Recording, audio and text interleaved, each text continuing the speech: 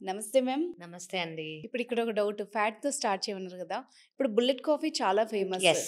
So, ఘీతో coffee start చేయొచ్చా? 100% black coffee. Okay. ఆ కాఫీ అనేది బ్లాక్ ఉండాలి. మిల్క్ ఉండకూడదు, షుగర్ ఉండకూడదు. ఒక స్పూన్ ఆఫ్ ఘీ ఉండొచ్చు. ఓకే. Perfect to start. కానీ కాఫీ ఎవరికైతే కాంట్రా ఇండికేటెడో, మైగ్రేన్ ఉన్నవాళ్ళు, పాల్పిటేషన్స్ ఉన్నవాళ్ళు, కొంతమంది కాఫీ తీసుకోకూడదు అని అంటాము.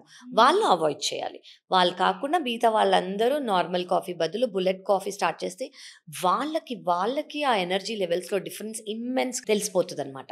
ఓకే. అండ్ ఈ మధ్య లివర్ డీటాక్స్ టీస్ కూడా వస్తున్నాయి మేడం. అమ్మ నథింగ్ వర్క్స్ అమ్మ. ఓకే. రియల్లీ హ్మ్. నథింగ్. అసలు ఇలాంటివి మనం ప్రమోట్ కూడా చేయకూడదు. అసలు లివర్ డిటాక్స్ టీస్ కానియండి, కాఫీస్ కానియండి, డ్రింక్స్ కానియండి, అలాంటివి ఏమీ ఉండవు. లివర్ అనేది ఒక డీటాక్సిఫైయింగ్ ఓకే. ఆర్గన్. అంటే హ్మ్.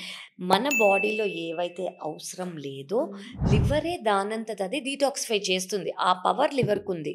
ఆ పవర్‌ని మనం రీటైన్ చేయగలిగితే చాలు. కొత్తగా బయట నుంచి మనం ఏమి ఇవ్వక్కర్ల. మ్యామ్ ఇంకొక క్వెషన్ ఏంటంటే గుడ్ బ్యాక్టీరియా కోసం కావచ్చు, లేకపోతే ప్రోబయోటిక్ కోసం కావచ్చు, గట్ హెల్త్ కోసం చాలా డ్రింక్స్ అన్నీ అవైలబుల్ ఉన్నాయి బయట. వాటికి బదులుగా మనం ఏం చేయొచ్చు? సో, మీరు గుడ్ బ్యాక్టీరియా మనకి కామన్ కదా పెరుగు. హ్మ్. మజ్జిగలో మనకి దొరుకుతుంది. హ్మ్. మన ఫర్మెంటెడ్ పికిల్స్‌లో దొరుకుతుంది. ఓకే. ఓకే. ఇవి కామన్. మోస్ట్ మన పెద్దవాళ్ళు ఫాలో అయ్యే సద్దన్నం. నైట్‌లో అన్నంలో మజ్జిగేసేసుకొని పొద్దున తింటే అదొక good source of good bacteria. So, okay. ఇవి మనం ఫాలో చేసుకోగలిగామనుకోండి, చిన్నవి ఆటోమేటిక్‌గా మనకి ఇప్పుడు 2 రోజులకొకసారి సద్దన్నం తీసుకోవటం. ఇప్పుడు సమ్మర్ కాలంలో హ్మ్. హాయిగా పెరుగు, మజ్జిగ తీసుకోవటం, మీకు గ్యాస్ట్రిక్ ఇష్యూస్ లేకపోతే. So, okay. ఇవన్నీ తీసుకున్నామనుకోండి, it's a good source of bacteria అనమాట. అండ్ మ్యామ్ చాలామంది సోషలైజ్ అయ్యారు. సో, డ్రింక్ విషయంలో అందరూ లేడీ అండ్ జెంట్ ఎవరైనా గూడా ఈ మధ్య తీసుకుంటున్నారు. ఐడియల్‌గా ఎంతవరకు తీసుకోవచ్చు? దానికేమైనా లిమిట్ ఉందా? సో, ఇండియాకి ఇంకా ఆ నార్మ్స్ రాలేదండి. ఇప్పుడు మనకున్న నార్మ్స్ అంతా వెస్టర్నైజ్డ్ నార్మ్స్ అనమాట. ఓకే. వన్ డ్రింక్ ఏదైతే అంటారో, సో, నేను ఇంకా ఇండియాకి రాలేదు కాబట్టి, మన ఇండియన్ పాపులేషన్‌కి ఇంకా చెప్పను నేను. ఓకే. ఇండియాలో చాలా ఫుడ్స్ ఇప్పటికి ఆల్రెడీ బ్యాన్ మ్యామ్. అయినా కూడా ఏవైనా బయట తింటున్నారు. లైక్ మైనీస్ కానీ, ఇవి కానీ. సో, వాటి వల్ల ఎంత ప్రాబ్లమ్ వస్తుంది? ఏ ఆర్గాన్స్‌కి ఎఫెక్ట్ పడే ఛాన్స్ ఉంది? అమ్మ మేయోనీస్ ఇప్పుడు ఎగ్‌తో చేసే మేయోనీస్ బ్యాన్ అయింది. ఎందుకు? ఎగ్‌లో ఉండే యోక్‌లో ఒక ఒక ఆర్గాన్ ఉంటుందంట. బాక్టీరియల్ ఆర్గానిజం ఉంటుందనమాట. దానివల్ల ప్రాబ్లమ్స్ వచ్చే అవకాశం ఉంది. హ్మ్. సో, అదే ఎగ్ లేని మేయోనీస్ తీసుకోవచ్చు. ఓకే. కావాలంటే ఇంట్లోనే చేసుకోవచ్చు. హ్మ్. జస్ట్ ఈజీగా చేసుకోవచ్చు ఇంట్లో. అదే టేస్ట్, అదే హెల్త్, ప్రోటీనిషియస్ కూడా. హ్మ్. ఓకే. సో, ఎగ్ లేని మేయోనీస్ తీసుకున్నారంటే ఆ లైవ్ బాక్టీరియా ఉండే అవకాశం తక్కువ కాబట్టి దానికి వాట్ యూ కాల్ ఆ బెనిఫిట్స్ ఉన్నాయి కాబట్టి. ఎగ్ లేదు కాబట్టి ఆ బాక్టీరియా గ్రో అవ్వదు కాబట్టి మీరు కావాలంటే తీసుకోవచ్చు. మిగతావి బ్యాన్ అయిపోయాయి. నేను ఎప్పుడు చెప్పేదేంటంటే ప్యాకేజ్ ఫుడ్స్ అనేది మీరు తీసుకోవటం తక్కువ చేయండి. బయట ఉన్న అవన్నీ ప్రాసెస్డ్ అమ్మా. చాలా చాలా చాలా ప్రాసెస్డ్.